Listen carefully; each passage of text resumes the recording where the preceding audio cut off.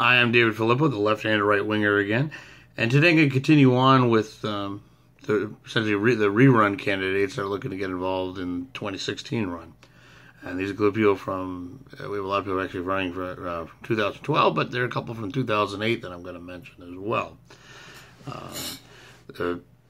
My problem with rerunning candidates, particularly from 2012, more so than 2008, has a lot to do with what I said in the last video about low information voters. They believe everything the liberal media says, and the liberal media did their work to make sure everyone from the 2012 race, at least in the eyes of low information voter, was a joke. Even my candidate, Herman Cain, they really tried to do that. I think Herman Cain, though, had the charisma and the charm that he could have stood up above it and probably would have beat Barack Obama had he stayed in. I think, even though I totally understood why he dropped out, and kind of a little disappointed too, but I understood it, I think it hurt him. At least if he thought about running again this year, I think it killed any chance he might have had, because it allowed for the liberal media to cement in their negative opinions of him in the minds of low information voters, because it looks like he gave up. I mean, in their mind, it looks like he just quit. Because, and it also, in some ways, makes it look like some of the unfortunate accusations that were made against him were possibly true, because of the fact that he stepped down. I mean, that's the thing, is the part of the low information voters that they miss. There's a lot of it to prove that Herman Cain was totally innocent. But, the liberal media won't show you that information, and of course the low information voters probably never saw or heard any of that. And it just goes more reason why we have to be very cautious about who we select this time around, and rerunning people that have already been, downplayed by the liberal media is a risk, no matter how great they are. As I said, even with Herman Cain, he was a great candidate, but he was still a risk, because he was so different. He could have really been, really torn down by the liberal media, and we need someone that can stand above that, because it's going to happen to any candidate, really. I mean, the liberal media, they're out to make sure everybody loses, and we're going to come to there's some really good candidates in mind along that regard as well. So first up, example of that, and this is probably my least favorite of this group that are talking about rerunning, is former senator and 2012 candidate Rick Santorum. He has expressed interest in running, but really hasn't done anything formal about it. He is a passionate conservative, but too often it seems like he likes to go in line with the GOP establishment, which is going to be a big hurdle for a lot of candidates. I mean, as I mentioned with Jeb Bush in the other video, that's one of the big turnoffs, because the GOP, the establishment, really wants Jeb Bush. They want to keep that idea going, that dynasty, the Bush dynasty, alive, and they really, really want to run an extreme moderate. And so the idea of what the GOP establishment stands for is kind of scary, because they're in many ways kind of losing their way as far as what conservative values are.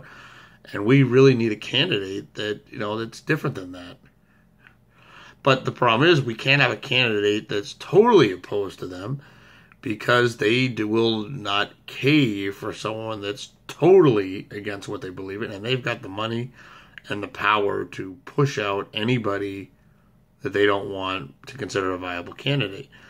And the problem is, there's some really good people that I'm going to mention in other videos that I would love to see run.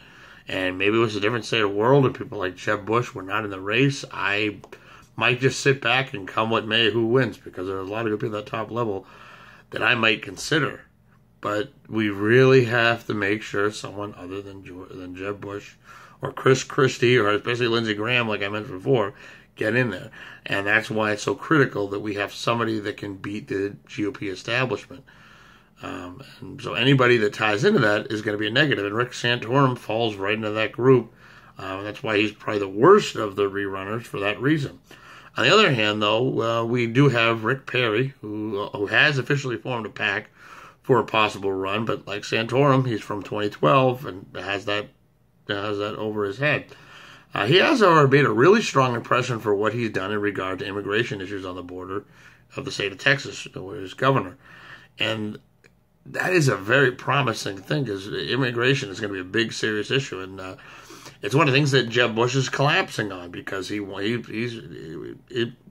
he wants is too close to amnesty, and amnesty is something we can't afford. I mean, there has to be something done about people trying to become citizens here illegally. We have a nation for a reason. We have national laws. There, you can earn it or inherit it, but citizenship is something you have to have if you want to be in this country. And the opportunities are there. Maybe we could reform the process, but if you were here illegally, you can't get a free pass. You broke the law. You got to get in line like everybody else. And the establishment, again, is being very quick to just kind of look the other way, and that's part why they like Jeb Bush so much. So we need somebody that appeals to that. The problem is that with Rick Perry is that right now that's really all he's got going for him. And the problem is that issue is not really a popular issue outside of red states. So it's going to be tough for him to woo the minds of low-information voters in blue states on that issue alone. He's going to do great among people in the red states. I mean, I've already talked to a lot of conservatives who want him to run again based upon that issue alone because the immigration is one of their top issues.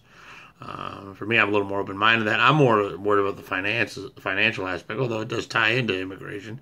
But I'm more worried about things like, as I mentioned in the other video, the fair tax and balancing the budget. Those are going to be big things that I would like to see.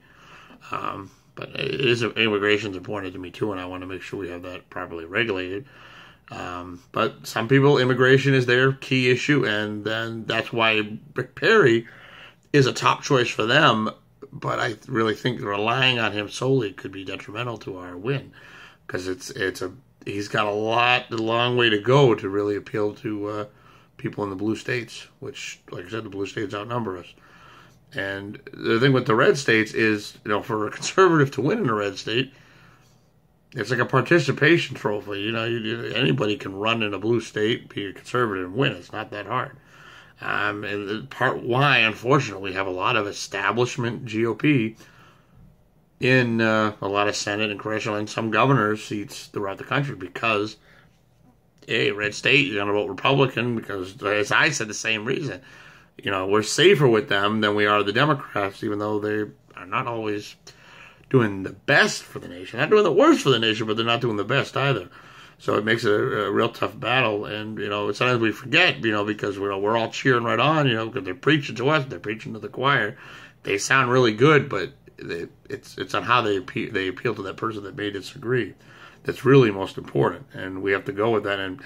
And Rick Perry is going to have a tough time doing that because of his niche issue that he's in right now. And then that brings us to former governor and 2008 VP nominee Sarah Palin, who has expressed interest but really hasn't done anything for him about running. And I'm a fan. I did like, I was going to be really excited to have her as vice president in 2008. But the problem is the liberal media has really left a mark on her from 2008. And it's going to be tough, especially, even though I totally understand why she stopped being governor of Alaska.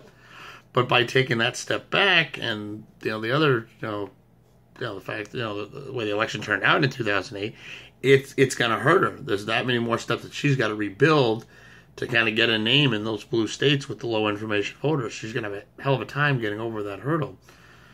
And, it's going to be tough for her to win outside of red states. And we could end up with the 2008, 2012 type of win again, just in those home rows. And that brings us to probably the best candidate of this group, even though he's got his shortcomings too for those reasons I mentioned, and that's former Governor Mike Huckabee, who has expressed interest in forming a PAC, but for a possible run, but hasn't actually done it yet. He's the best because the liberal media was too focused on Hillary Clinton and Barack Obama during the 2008 Democratic primary to really pay attention to too many of the GOP primary runners, and he did really well. He was able to key in and be a spokesperson for the kind of the outside of Washington type of guy, and he really had a charm and a charisma that the people liked. I have some questions whether or not his charm would weigh so well outside of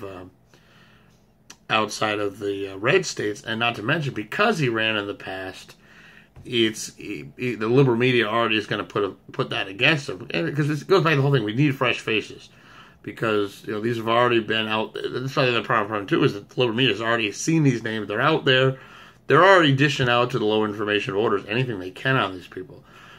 If we got someone they don't know, or they don't have a lot to go on, or they're people that they just can't beat, those are going to be the people that we can use to win and really do enough and really make this country a better place by getting the right conservatives in there. And and Mike Huckabee, he's got a pretty good conservative record. I like what he's saying and what he stands for, and for that reason, he does stand a better chance than the others I mentioned. But again, we really need the new faces, and running in 2008, it's going to be hard for him to move forward, having been someone from the past. And we really have some more candidates, some really, really good candidates there, and but they kind of lack the name recognition, and that's kind of be the topic of the next video, because there's some better candidates than the ones I mentioned so far, but they're only a little shortcomings, the fact that they're not really well known. And I'm hoping to shed some light on them in the next video and kind of elaborate on the importance of being well known, having charisma and charm that at least I've observed in other past elections, that I think is something we need to pay close attention to if we really want to win going forward. So we're going to bring up those people in the next video. Stay tuned, and it'll all be forthcoming. Talk to you later. Thanks. Bye.